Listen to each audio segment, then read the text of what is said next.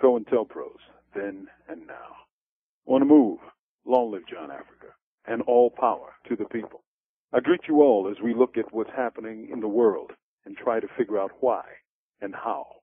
When most people hear the acronym Cointelpro, FBI code speak for its counterintelligence program, they think of the 60s and maybe the Black Panther Party, perhaps the Weathermen, or the anti-war movement.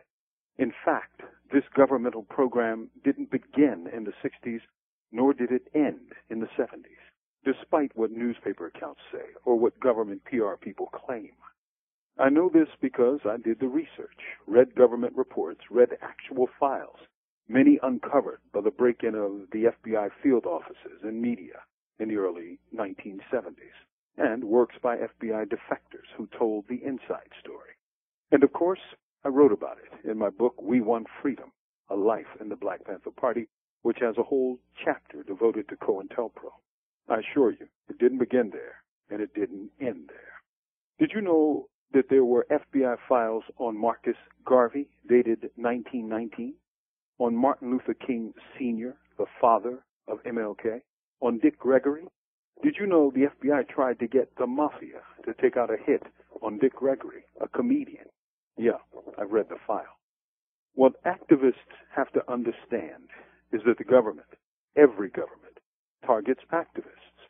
When Paris was in ferment against an incompetent king, and people began grumbling in taverns, secret police and informants were taking notes, giving up names. Now, how do we know this?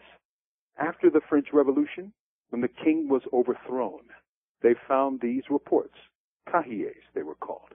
They can be read today in museums, and that was in the 1780s. Do you know what the primary difference between the Cointelpro of the 60s and today is?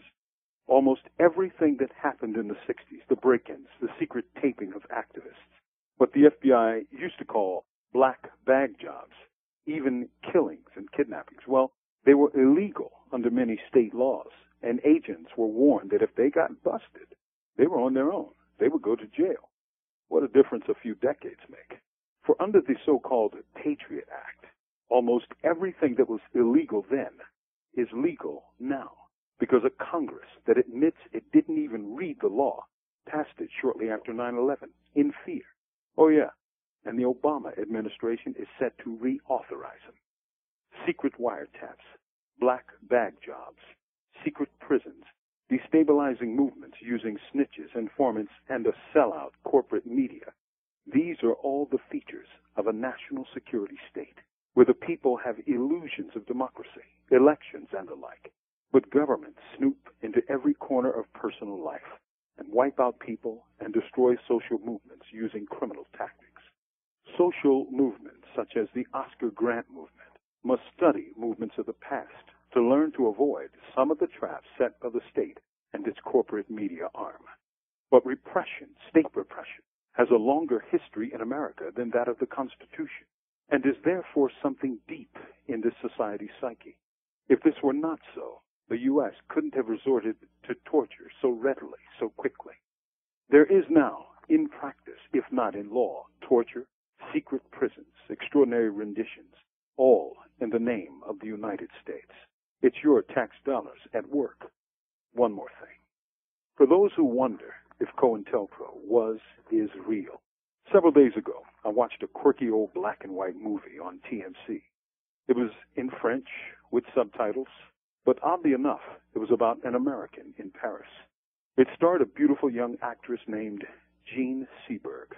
I doubt most of you will know the name, but check out We Want Freedom, and you'll see how the FBI and the gossip press drove her into miscarriage and suicide only because she was a supporter of the Black Panther Party. It's real, y'all, and it's up and running today.